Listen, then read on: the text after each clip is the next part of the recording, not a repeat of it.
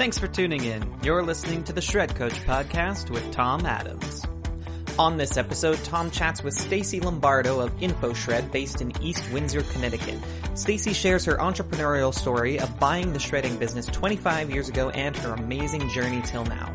Stacey was one of the earliest NAVE members when it was first established, and she shares her philosophy of rising the tide in the company and how that influences their perpetual focus on people and profit.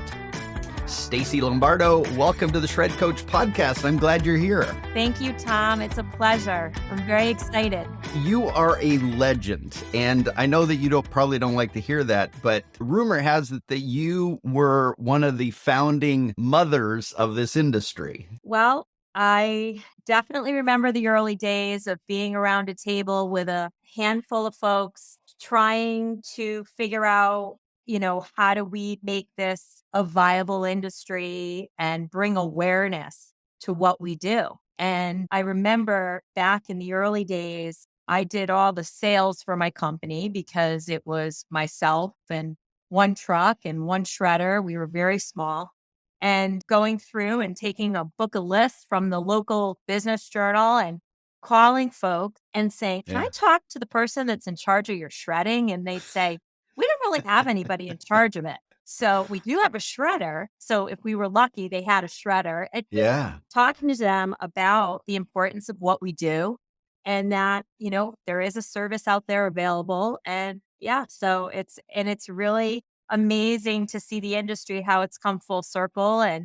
And now, we get large RFPs all about shredding and document security. And so it's quite exciting to be in an industry when it first started. So let's set some context before we dig back into more of that story that you started to tell. Tell me about your company, where you're located. Just give me some of the big picture details about your business, and I'll ask some more about it, but just set the stage.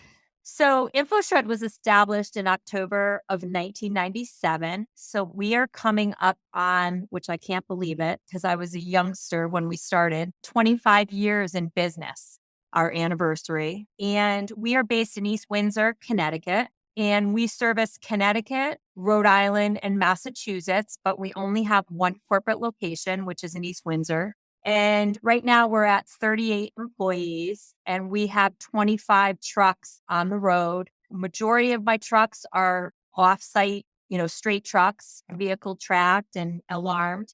And then I have some mobile units, approximately 7 mobile units on the road as well, because I got into the mobile after my roots are really in the plant-based service.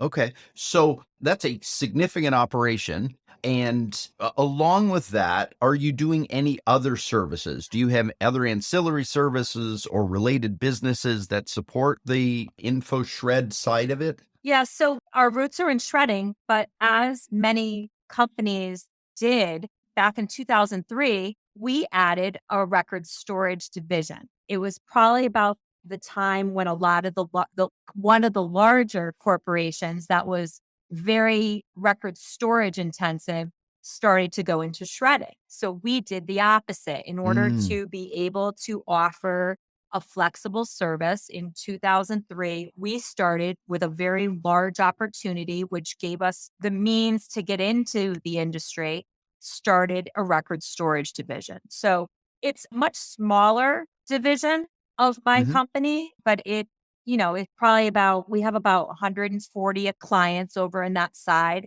And it just works well. It's very easy to say, hey, we'll do your record storage. And when things are up for retention, we pull it off the shelf, we triple verify it, and it's delivered into the destruction side of the world. 2 distinct business units, but it's very complementary. And so it's fared well. And then most recently, like in the last probably 7 years, now we're getting into, we are certified with the state of Connecticut DEP for the electronics recycling. So, we led with the hard drive destruction. We started doing a lot of that, but then kind of looked at, well, we're doing the hard drives. Why don't we take all the other components of the computer and printers and keyboards and that type of thing, because that gives the customer an easy solution, and start bringing that in and processing that. But we really kind of do a quick sort on that And then we then ship it to a downstream data vendor, reputable,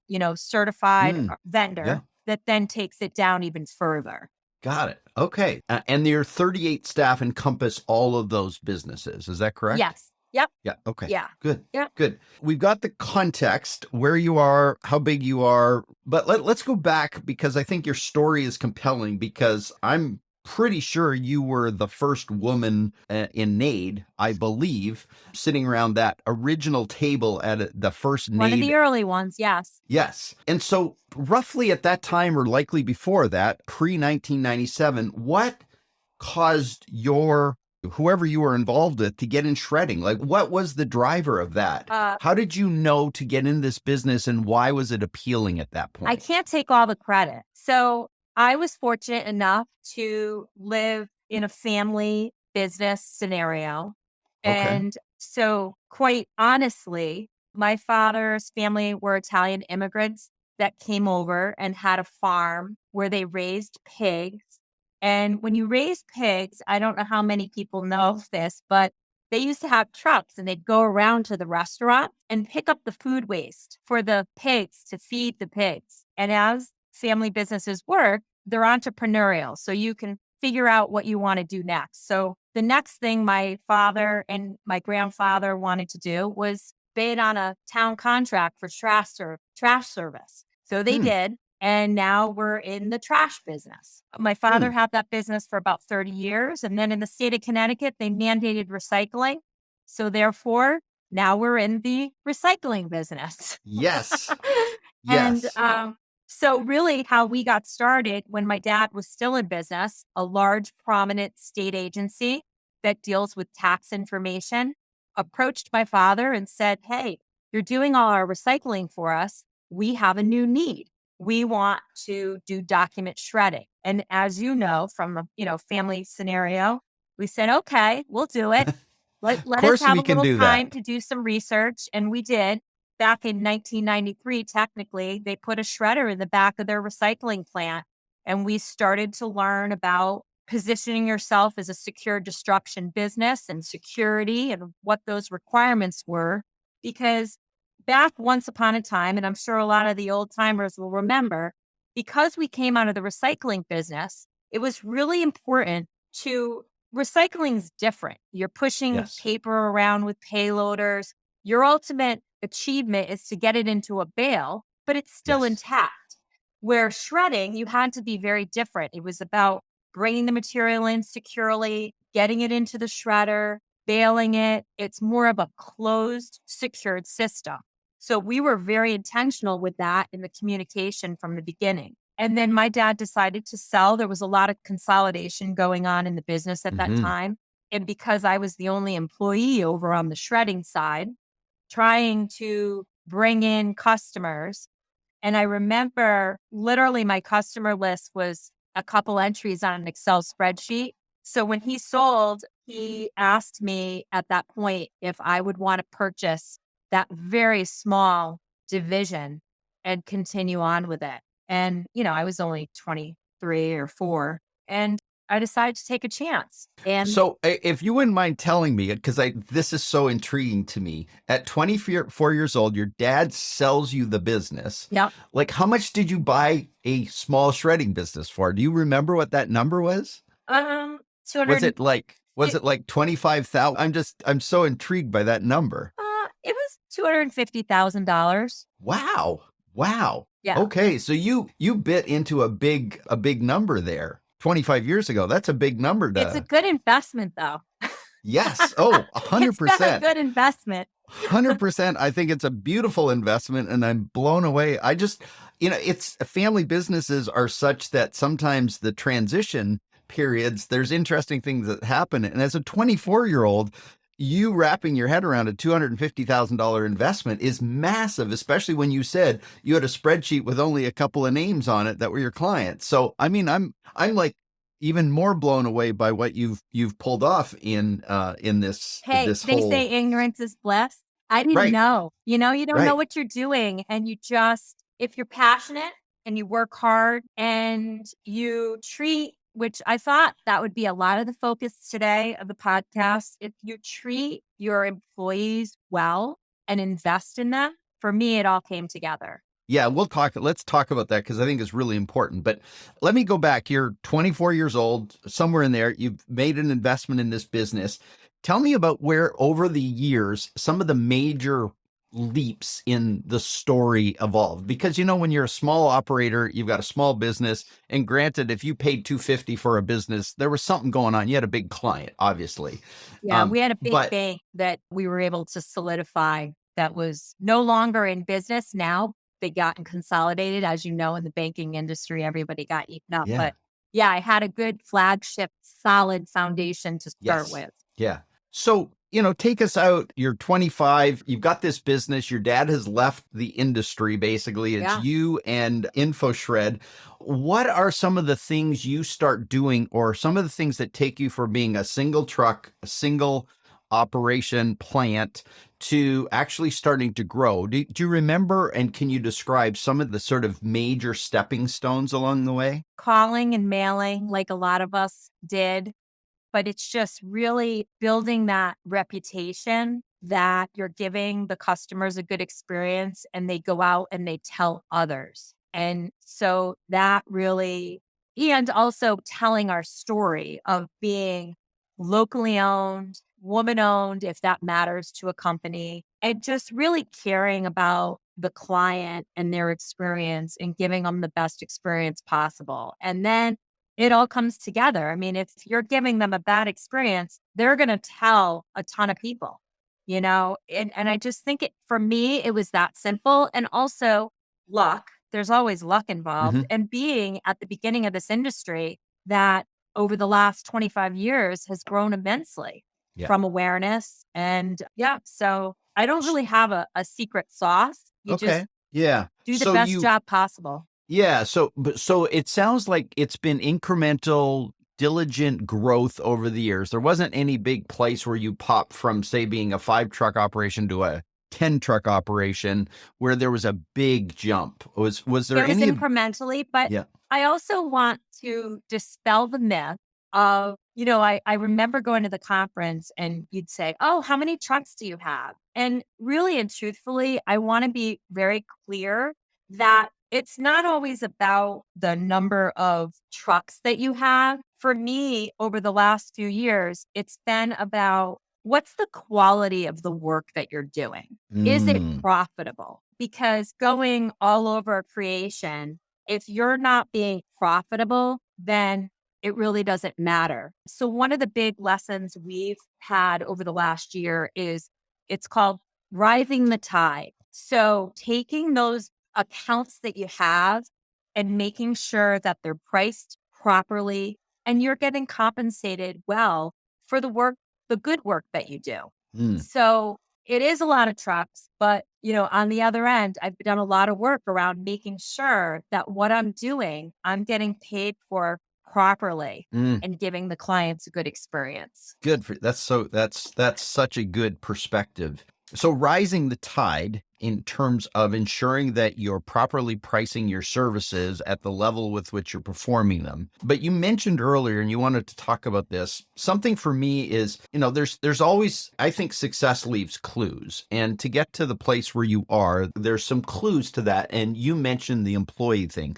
So give me a sense of some of the lessons or some of the perspective you have on managing employees, what you've done from an employee perspective, because you have a really good operation and you have employees that seem to be very stable and hang with you for a long time. So Oh, tell us yeah. about your perspective on that. So I probably shouldn't admit this, but I read a book. It's called Heart Led Leadership. Mm, And I treat, and I know a lot of people say this, but I do treat, and it's something that obviously because I was in a family business, I learned from my father, the caring environment of the family business. And I do some special things that are old fashioned that I still have in place. Like, for example, everyone gets a turkey at Thanksgiving. And so InfoShred is part of everyone's family celebration. And that's something that I'll never give up. I just feel like it's really a nice tradition. we still give the old fashioned Christmas bonus at Christmas, believe it or not. And just really trying to help not only the company be successful, but lifting everyone up, Mhm. and just really trying to focus on, what kind of medical we're giving our client, our employees. We've done some things on the 401k and just really invest in their quality of life as well. And when we're all doing well, we all come up together. But then the clincher is when you have happy employees that feel that the owner cares about them and not just the almighty dollar, they go out and they do a really good job for you and they tell people, your Mhm. customers, and that comes back fivefold. Yes. And so, Yes. and for me, I just always have been like that, caring Momma Bear. And I want to take care of my people. And taking care also, I think, is like I had said earlier when we were speaking, getting out. I work side by side with them. I've gone out on purge project, laying boxes, worked in the plant. I mean, to me, that is important to understand, how your folks work, what they need. And then a very simple principle, listening, Mm. asking questions. I'm the person that comes in through the back door and I walk through the back and I talk to everybody. How are you doing today? What's going on? What are you up to? Because that's the best way to be a good leader. Yeah. Yeah. Tom Peters used to call that management by wandering around. Oh, really? Yeah.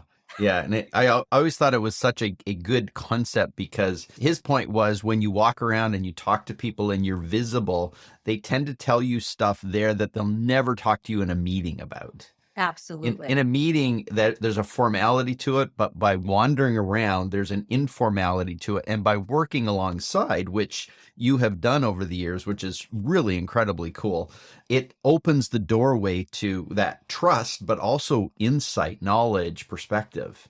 Yeah, I wouldn't have it any other way. It's the way that is natural to me. One of the coolest things though we had recently is we had an open forum for our drivers where we brought them into a room and we kind of did like, how are things going? What's going well? What's out of our control? What could be better? And Mm. it was the first time we had ever done that. So we have, about 20 drivers. And I was just floored by how well it went. And we got a bunch of stuff captured on, Yep. whiteboards. And we've been able to implement some really positive change. And I think that's really powerful too, because what happens is when folks talk about things that are on their mind and then they see they're actually implemented and they, like we have a thing that we did where when somebody has a job where there's stairs involved and they said, we did a couple jobs with stairs. We'd love for you to, what could you do with that? Cause it's a little, it's a little extra labor. It's tough sometimes. So what we did is, and I know you had somebody previously on your show that did something with boxes. Yep. Well, we did something with stairs. And so we share, it's a stair bonus, and we share in that with them. And they see it in their paycheck. And so if you have a job where there's stairs involved, we'll share in that. The company will share in that. So, but that was something that came out of the open forum and now like I feel the result was so favorable because they're saying to themselves, well, they're listening to us. Yeah. They care about what we have to say. And so we're going to do it again. I'm not sure when because things get busy, but I would love to do it again because it was That's very, very effective. Well, Very there's effective. something so powerful about hearing the stuff that you're not seeing, right? There's the management by wandering around, and there's the management by getting what's happening out in the field by the people who are in the field, who are closest to the action. Yeah. Yeah. I read a book or something about recently, like there's like a big factory floor. I want to say it was at Heinz Ketchup. And they go to the guy that's sweeping up in the warehouse and they're asking him, well, how do you think we should solve this? And that's a Yeah. lot of times the person that knows. Yes. Yes. So everyone has to have a voice. And that's how, and then that all ties into, and I believe that years ago, it's the listening so that we can constantly be practicing continuous improvement in our business. and not stay idle. Yeah. So in the last couple of years, it's been particularly difficult for a lot of companies, especially with drivers and labor staff.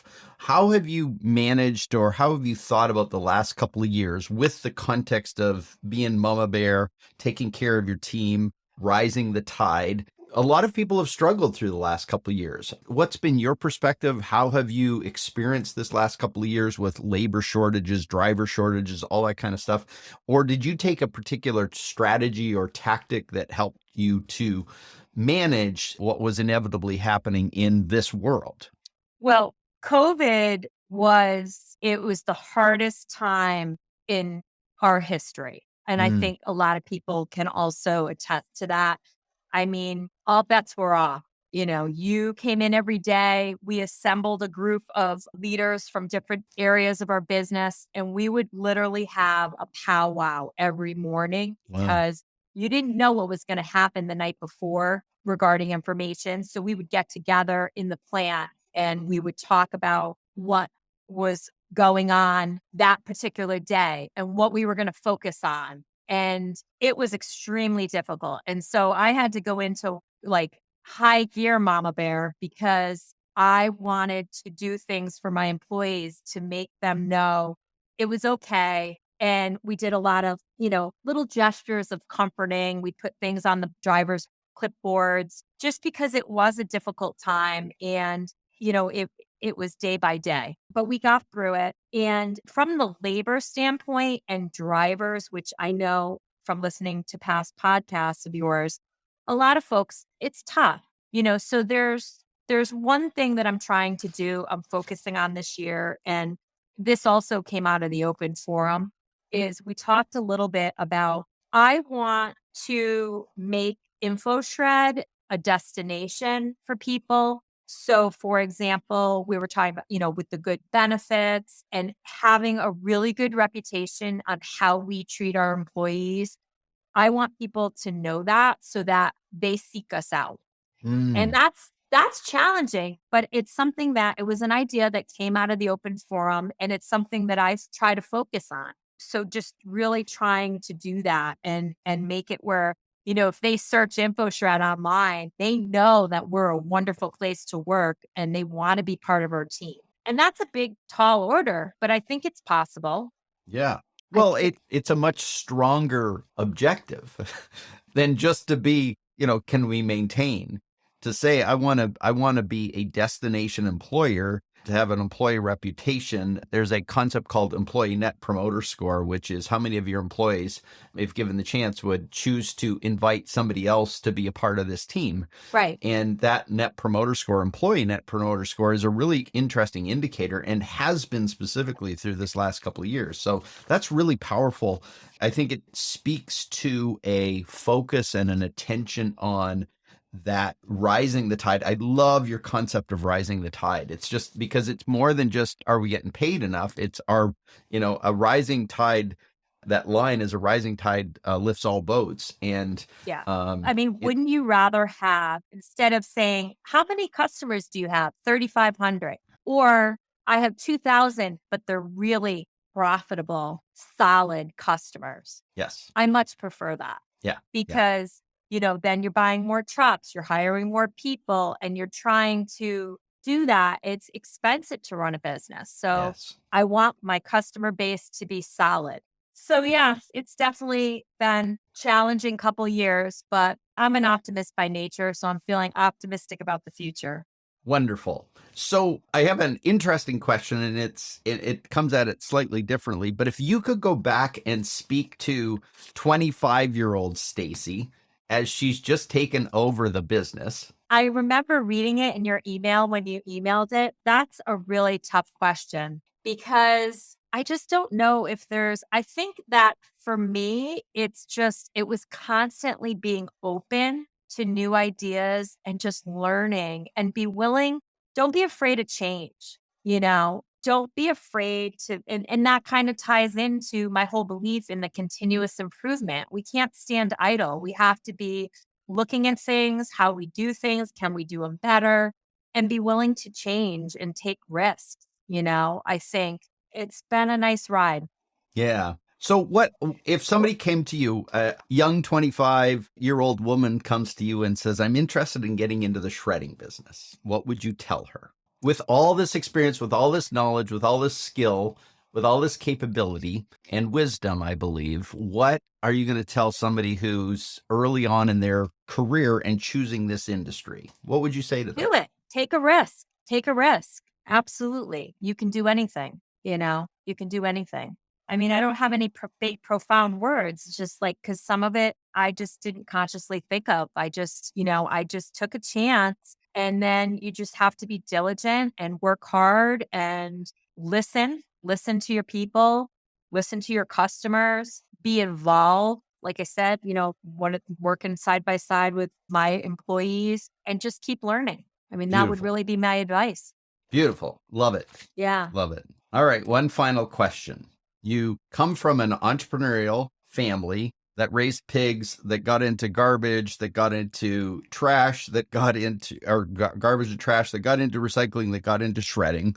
But I went into your LinkedIn profile and found you went to Marist College. So tell me what your experience at Marist College did for you relative to all this life that you had after that. So you're probably not going to like my answer. College for me, really, because I was communications, that was my focus. Mm-hmm. It gave me a chance to grow up. It gave me some space. I believe in college for certain applications, for technical, you're going to be a doctor. I don't believe it's the end all be all. My father he didn't go through high school. He grew up on a farm learning, and they didn't do the college thing back then. Right. And he was extremely successful in his career. And it's because he knew how to work hard.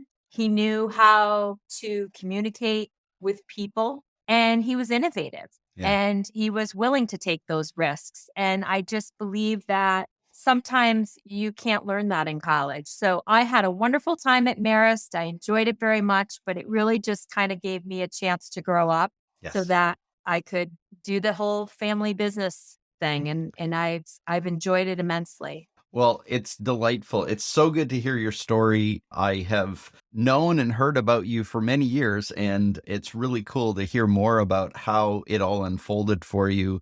And I just want to congratulate you on such a successful and effective business, because I think, there's one thing to build a relatively large business. It's another thing to make it one that people love to be a part of and clients love to stay with you, and making an impact that's bigger than just profit margin, although that's really important, but making an impact in the world, which is really cool. So, and we have to have fun, Tom. And fun. If we're not having fun, it's not worth it. Yes, and having a lot of fun as well. Stacey, this has been an absolute joy. Thank you for sharing your time with me, and really good to hear you talk about your life and what you've been doing. So thank you. I appreciate it very much. Thanks again for listening to the Shred Coach podcast with Tom Adams. Make sure to visit theshredcoach.com for regular functional training modules directly from Tom, and subscribe to our email list so you can have first access to brand new stories, insights, and strategies from trusted shredding and business professionals.